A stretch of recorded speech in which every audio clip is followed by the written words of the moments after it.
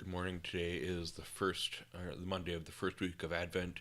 I'm recording this the night before because tomorrow, Monday, is my day off. So, record this in advance to help you begin tomorrow, the Advent season, well, as we started this morning with Mass. So, one of the beautiful things about Advent is the culmination of it.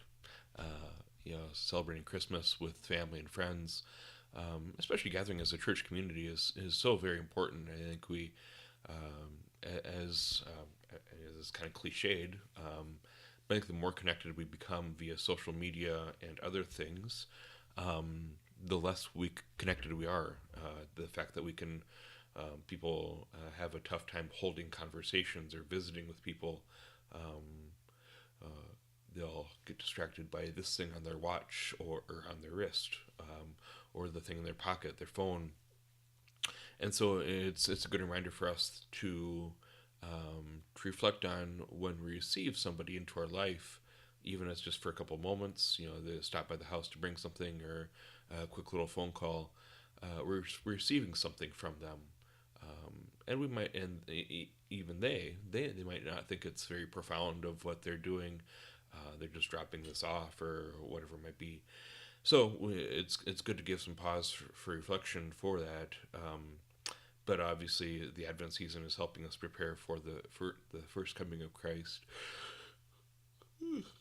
and the second coming of Christ at the end of the world. But when we receive Jesus most often is in Holy Communion. And so I use this book. See if I can get the camera to focus. Cover is kind of glary. In Conversation with God by Francis Fernandez. Sorry. But he reminds us of the importance of receiving Holy Communion, as he writes these words.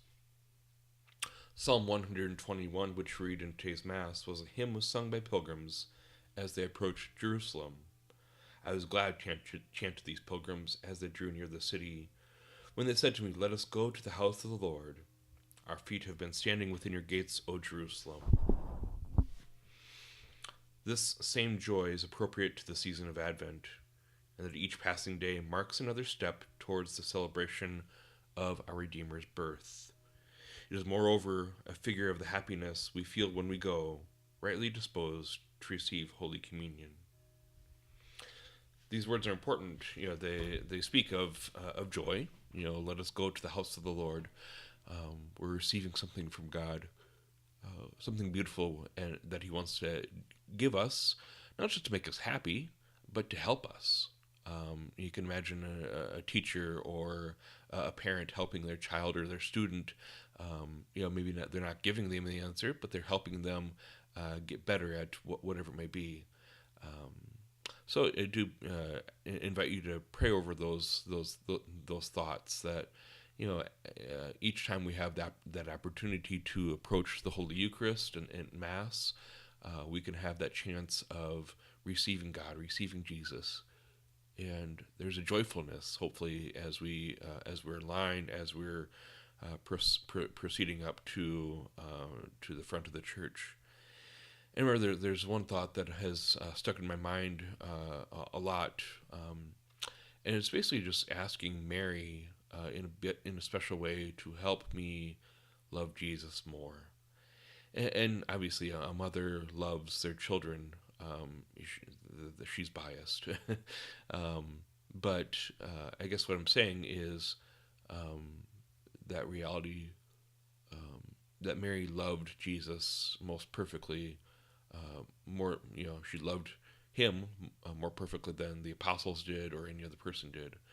So I invite you to ask Mary for that special gift or that grace to love Jesus with all your mind, with all your soul, and with all your strength.